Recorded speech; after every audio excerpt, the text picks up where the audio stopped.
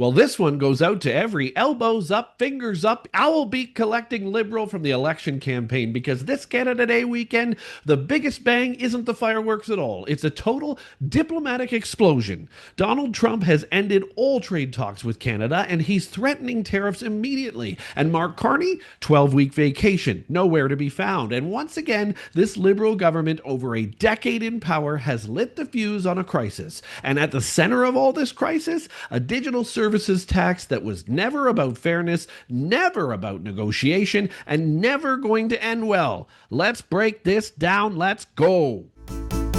Welcome to Bakes on Things. And it can mean one of two things, because with Trump, of course, you're never too sure. Since he considers himself a master negotiator, maybe he has real hope to get rid of the digital services tax. If that happens, there'll be a heavy price politically to pay for Carney, of course. But then Trump gets to say, you see, I got a masterful deal.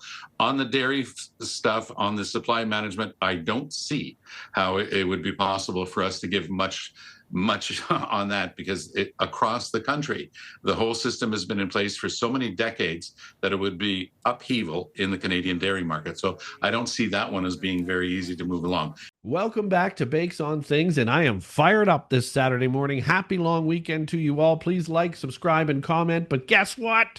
Yesterday, President Donald Trump officially halted all trade negotiations with Canada immediately, and he cited two reasons for it: our continued tariffs on American dairy and Canada's unilateral move to push through a digital services tax that directly targets the United States tech giants. Smart liberals. He called it, quote, a direct and blatant attack on American businesses.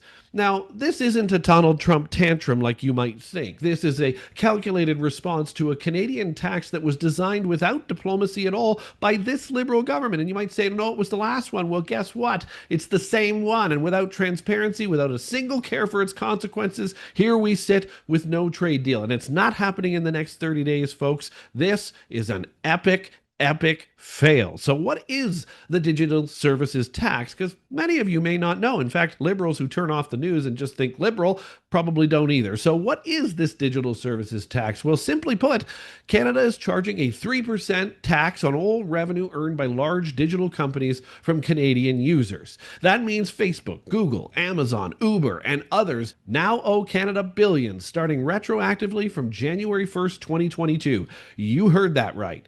Companies affected must have global revenues over $1.1 billion CAD and at least $20 million Canadian earned from Canadian users. The government expects to rake in over $7.2 billion over 5 years with this tax, with billion-dollar bills coming due this summer. Now, here's the kicker. It's not a tax on profit. It's a tax on gross revenue. That's like taxing a restaurant's total sales before it even pays for staff, rent, or food. It's aggressive, it's punitive, and it's designed to corner US-based companies. It's also a way for the government to try and frantically pay for all this spending it's doing. And now the US has caught you, Mark, and all the rest of you liberals who put this into place.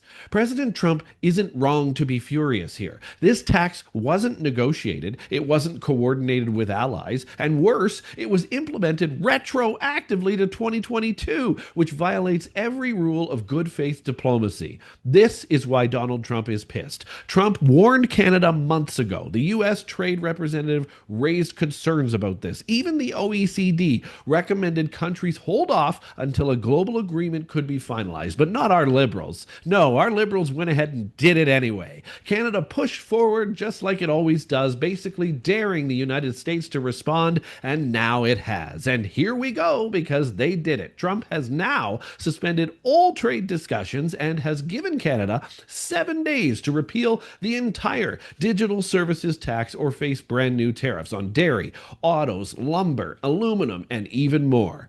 Oh boy, Canada, we have a huge mess on our hands, and just surprise, surprise, it's the liberal government that caused it. So let's talk about the real failure here, and that is that Mark Carney has no idea what he's doing as prime minister. He has been prime minister for over 2 months, and in that time, he's taken photo ops, given vague speeches at the G7, and held private calls with Donald Trump that are supposed to get deals within 30 days, and then this happens. But what he hasn't done is a single deal. He hasn't actually signed a deal other than what he signed with the European Union, which are all letters of intent anyway, because there's no parliament to approve it. He inherited this mess, but he's done nothing to clean it up. The DST was put in motion by Chrystia Freeland and the Trudeau cabinet, and Carney didn't stop it, and he won't repeal it now. He didn't pause it. He didn't renegotiate it. He didn't even get a signature from Trump confirming that talks were still alive despite it. Even worse, Parliament has been adjourned now for 12 weeks.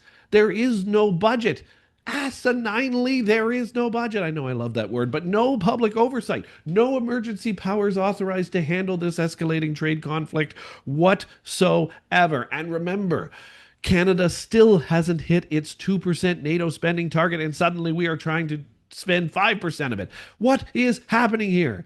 We've picked a fight with our largest trading partner with no fiscal plan and no negotiating team at the table. But oh, right, we're going to ship the same amount of products on 12 ships over to Europe now instead of the millions of tanker trucks and everything else that brings it all across the U.S. border. I am wound up here, folks. This didn't start with Mark Carney. I get that. It started with a Liberal government, though, one that's still in power now, most of them, 90% of them.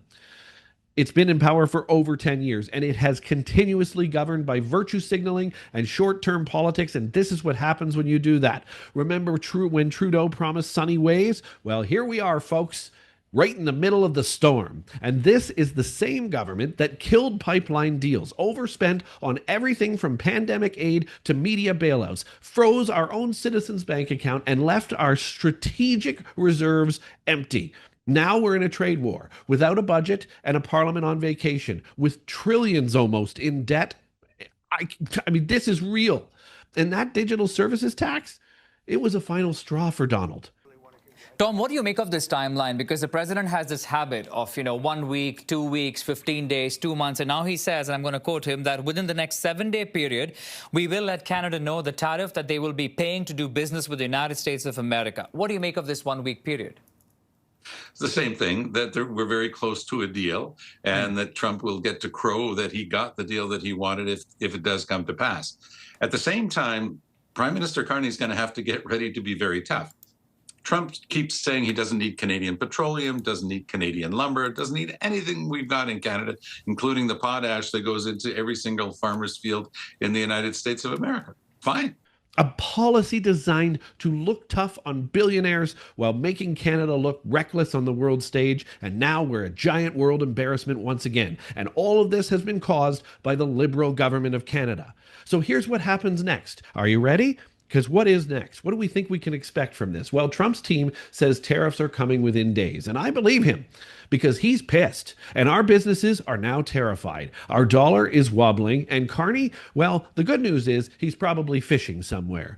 Canadians need real leadership, and they need it now. We need to bring Parliament back. We need that tax paused immediately. We need Parliament recalled so that they can budget for some of this. We need trade experts, not photo ops, and we need to admit that after 10 years of Liberal rule, our international standing has never been weaker than it has been before, and here we sit today.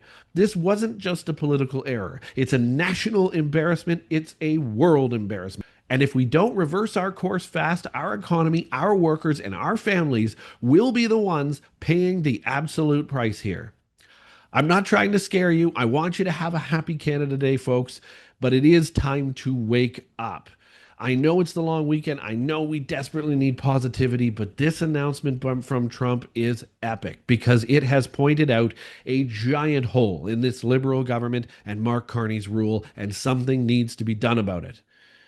I wish you a relaxing, as best you can weekend. I know this was a very frustrating episode, but the reality is the reality. And I know we'll be okay, Canada, but something has to be done. Thanks for watching. I will catch you Monday. Let's hope, pray that this is going to get better for us. But happy Canada Day weekend. We will be back on Monday with a new episode. We'll see you then.